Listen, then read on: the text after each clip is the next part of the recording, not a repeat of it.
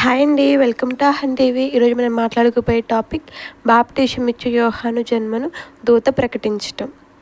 ఆనాడు హేరోదు రాజు యూదాయను పాలించే కాలంలో జకర్యా అనే ఒక యాజకుడు ఉండేవాడు. ఇతడు అబియా అనబడే యాజక శాఖకు చెందినవారు. ఇతని భార్య అహరోను శాఖకు చెందినవారు. ఆమె పేరు ఎలిజబెత్. ఈ దంపతులు యథార్థంగా దేవునికి ప్రతిరూపంగా నడుచుకుంటూ ప్రభు ఆజ్ఞల్ని పాటిస్తూ ఏ అపకీర్తి లేకుండా నిష్ఠాపరులై జీవించేవాళ్ళు. ఎలిజబెత్ గొడ్రాలు, పైగా వాళ్ళిద్దరూ వయసు మళ్ళిన వాళ్ళు. వాళ్లకు సంతానం కలగలేదు. తన శాఖకు చెందిన వాళ్ళు చేయవలసిన వంతు రావటం వల్ల జకర్యా యాజక పనులు చేస్తూ ఉన్నాడు. దేవాలయంలో దేవునికి ధూపం వేయటానికి వాడుక ప్రకారం చీట్లు వేసి జకర్యాను ఎన్నుకున్నారు. అతడు ధూపం వేస్తుండగా బయట సమావేశమైన భక్తులు ప్రార్థిస్తున్నారు. ధూపవేదికకు కుడివైపున జకర్యాకు ఒక దూత ప్రత్యక్షమయ్యాడు. జకర్యా అతన్ని చూడగానే మిక్కిలి భయపడ్డాడు. అతనికి భయం వేసింది. దేవదూత అతనితో, జకర్యా, భయపడకు, దేవుడు నీ విన్నాడు. నీ భార్య ఎలిజబెత్ ఒక మగ శిశువుని కంటుంది. ఆ పిల్లవానికి యోహాను అని నామకరణం చెయ్యి. ఇతన్ని పుట్టుక వల్ల నీవు చాలా ఆనందిస్తావు. నీవే కాక ప్రజలందరూ ఆనందిస్తారు. అతడు ఆత్మతో గొప్పవాడవుతాడు. దేవుడు అతన్ని గొప్ప ఆనందిస్తాడు.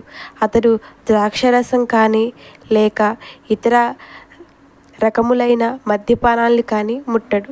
నుండే అతనితో పవిత్రాత్మ ఉంటాడు.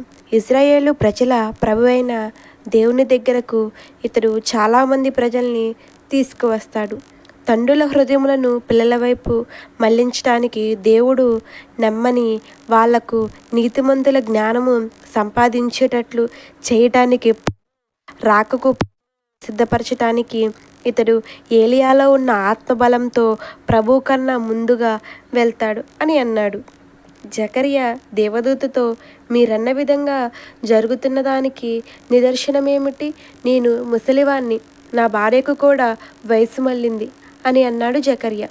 దేవదూత ఈ విధంగా సమాధానం చెప్పాడు. నా పేరు గాబ్రియేలు, నేను దేవుని దూతను. నీతో మాట్లాడి నీకు సువార్త చెప్పమని దేవుడు నన్ను పంపాడు. జాగ్రత్త, నీవు నా మాటలు నమ్మటం లేదు కనుక మూగవాడవైపోతావు. తగిన సమయము వచ్చాక నా మాటలు నిజమవుతాయి. అంతవరకు నీకు మాటలు రావు. బయట ప్రజాసమూహము జకర్యా దేవాలయంలో ఇంతవరకు ఎందుకున్నాడో అని ఆశ్చర్యంతో అతని కోసం కాచుకొని ఉన్నారు. జకర్యా వెలుపలికి వచ్చాడు, కానీ వాళ్ళతో మాట్లాడలేకపోయాడు. ఏమీ మాట్లాడలేక సైగలు చేయటం వల్ల దేవాలయంలో అతనికి దివ్య దర్శనం కలిగిందని అక్కడున్న వాళ్ళు గ్రహించారు. సేవా దినములు ముగిశాయి. అతడు తన ఇంటికి వెళ్ళిపోయాడు.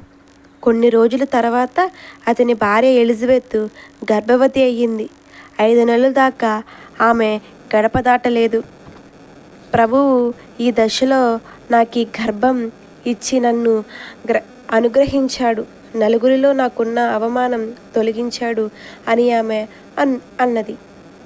ఎలిజబెత్ 6 నెలలు గర్భంతో ఉంది. ఎలిజబెత్కు నెలల నుండి మగ శిశువుకు ప్రసవనిచ్చింది. బంధువులు మరియు ఇరుగు పొరుగు వాళ్ళు ప్రభు ఆమెను కనికరించినందుకు ఆనందించారు. 8వ రోజు వాళ్ళు పిల్లవానికి సున్నతి చేయించడానికి వచ్చి అతనికి జకర్యా అని అతని తండ్రి పేరు పెట్టబోయారు. కానీ తల్లి, ఆ పేరు వద్దు, యోహాను అని పేరు పెట్టండి అని అన్నది. వాళ్ళు, మీ బంధువుల్లో ఆ పేరున్న వాళ్ళు ఎవరూ లేరే అని అన్నారు. ఆ పిల్లవాని తండ్రికి సైగలు చేసి అతడే పేరు పెట్టదలిచాడో అని అడిగారు. అతడు వ్రాయటానికి ఒక పలకనిమ్మని అడిగి దానిపైన అతనికి యోహాను అని పేరు పెట్టండి అని వ్రాశాడు. ఇది చూసి అంతా ఆశ్చర్యపోయారు. వెంటనే అతని నోరు నాలుక కదిలి బాగైపోయింది. అతడు దేవుణ్ణి స్తుతిస్తూ మాట్లాడటం మొదలుపెట్టాడు. ఇరుగు పొరుగు వారు వాళ్ళకి భక్తి భయము నిండిపోయాయి. యూదయ పర్వతమంతా ఈ వార్త వ్యాపించింది. ఈ విషయం విన్న ప్రతి ఒక్కరూ ఆశ్చర్యపడి, ఆ ఎంత గొప్పవాడవుతాడో కదా అని అన్నారు. ఆ బాలునికి తోడుగా ఉంది. ఆ బాలుని తండ్రి జకరియా దేవుణ్ణి ఇలాగ స్తుతించాడు. శత్రువుల బారి నుండి రక్షిస్తానని మన తండ్రి అబ్రహాముతో ప్రమాణము చేశాడు. మనం ఏ భయం లేకుండా తనను సేవించాలి. జీవితాంతం పవిత్రంగా, ధర్మంగా తన కోసం జీవించాలని దేవుని ఉద్దేశం. జకరియా తన శిశువుతో ఇలా అన్నాడు: ఓ శిశువా, నీవు సర్వోన్నతుని ప్రవక్తవని పిలువబడతావు. ప్రభు కన్నా ముందు వెళ్ళి ప్రభు రాకకు మార్గం వేస్తావు. పాప ద్వారా రక్షణ కలుగుతుందన్న జ్ఞానాన్ని ఆయన ప్రజలకు బోధిస్తావు.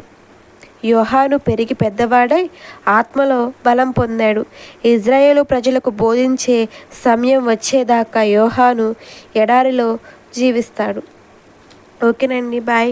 Thank you for watching. ఈ వీడియో మీకు నచ్చినట్లయితే లైక్ చేయండి, షేర్ చేయండి, కామెంట్ చేయండి. ఇలాంటి మరిన్ని వీడియోస్ కోసం నా ఛానల్ని సబ్స్క్రైబ్ చేయండి.